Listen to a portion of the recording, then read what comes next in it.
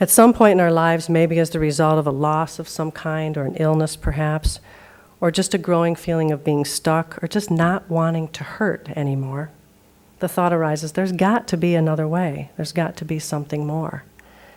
Something happens and we decide, and sometimes we're forced to turn inward. And we step onto the spiritual path. And we begin our journey home, back to our true selves and the awareness of our connection to Spirit. It was never really lost. We've simply suffered from a case of mistaken identity.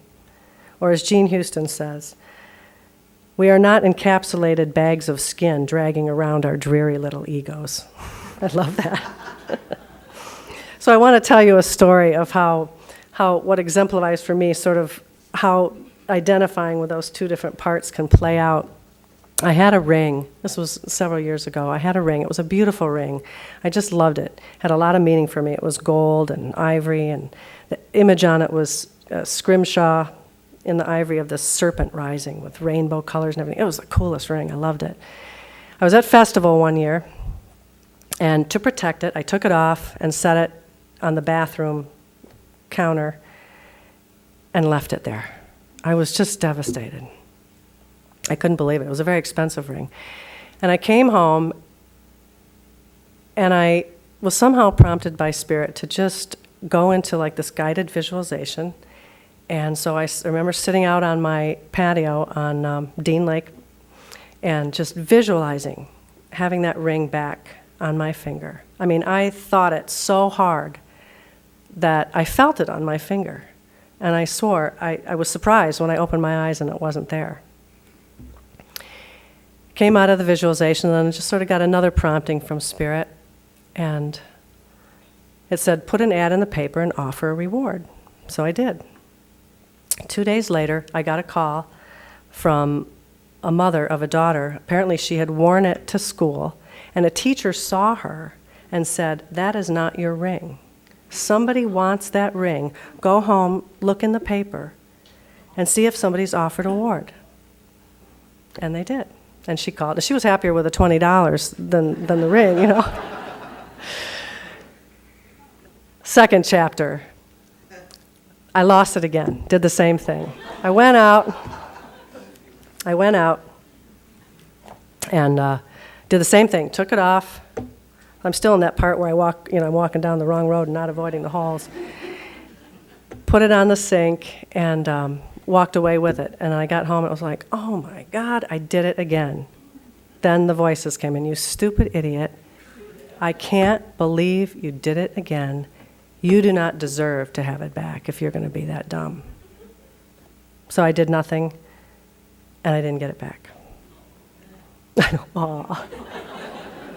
But you know what? I mean, obviously, that story stuck with me. I mean, it really taught me something. The lesson has never gone away. You know, I know that I'm connected to an intelligence and a power larger than myself. I know that my thoughts have creative power and can affect my reality. I couldn't get rid of my sore throat today, but... And I know that whatever thoughts I focus on determine what reality I create. And that thoughts that come from Spirit are always uplifting and empowering and life-enhancing and expansive and creative and always come from love. And the thoughts that come from ego are always contracting or limiting, lacking in some way, diminishing, judgmental, and depressing. And they're always based in fear. Thoughts that come from love are always from here. Thoughts that come from the ego, always here. So I know anytime I'm feeling tense or anxious or irritated, I've just in my ego. I've been hooked like that, going along and all of a sudden you're hooked. Anything that shrinks our awareness due to judgment, hurt feelings, accommodating others rather than being ourselves or second-guessing ourselves, making others wrong, feeling important, that's most likely a sign that the ego is taken over. But there's a part of ourselves that's the choice maker. We can make that commitment to change and grow and evolve. I can choose to come from here. We say choice is a function of awareness. And the more awareness we have, the more freedom we have to choose. So awareness is like the light. And when you go into a dark room and you turn on the light, what do you get? You get light. The ego doesn't like the light. It hides in the unconscious. But through the studying of the ego and learning about what it looks like, where it hides, how it plays out in our lives, it helps us to recognize those times when we're hooked. Then we can step back. After much time and practice, we can learn to avoid the holes and take another path. So we shift our identity away from our egoic self to our true nature, our spiritual nature. Marianne Williamson, one of my favorite authors and teachers, says, "Our deepest fear is not that we are inadequate.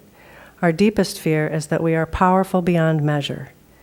It is our light, not our darkness, that most frightens us.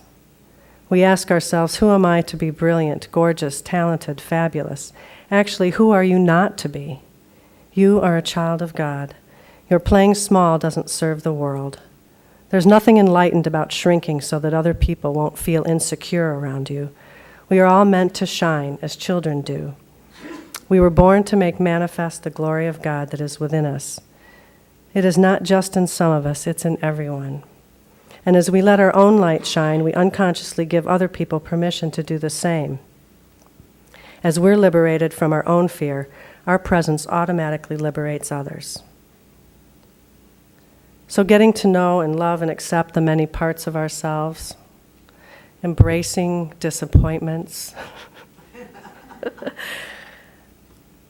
and coming into greater wholeness, evolving beyond ego and that sense of separateness to a place of oneness, and living a heart-centered life, that is a work in progress.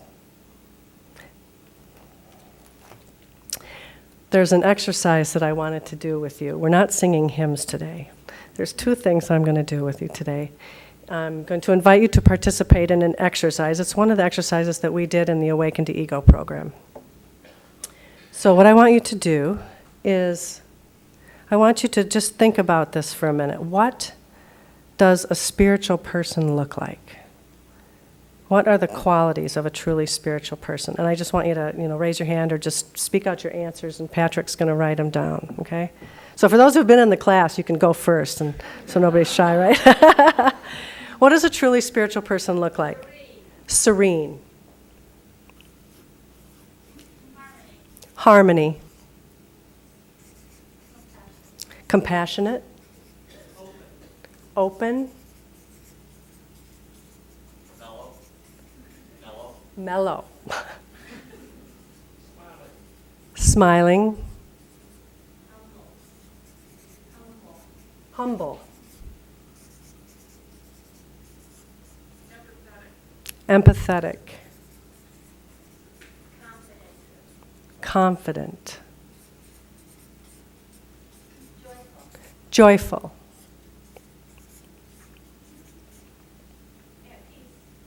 At peace.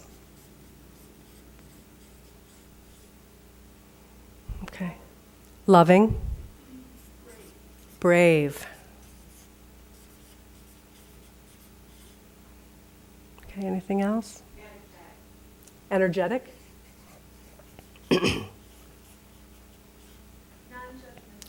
Non-judgmental.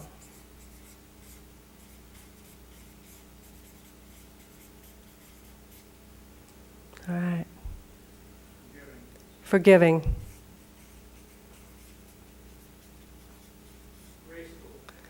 Graceful. Okay. Light. That's what you said? Light. Okay. All right. I think that's good. Thank you. So notice not one of you said that a truly spiritual person goes around wearing long white robes and, sits in a cave and meditates 24/7, right? These are all qualities that each of you possess. You wouldn't even be able to recognize them if they weren't in you.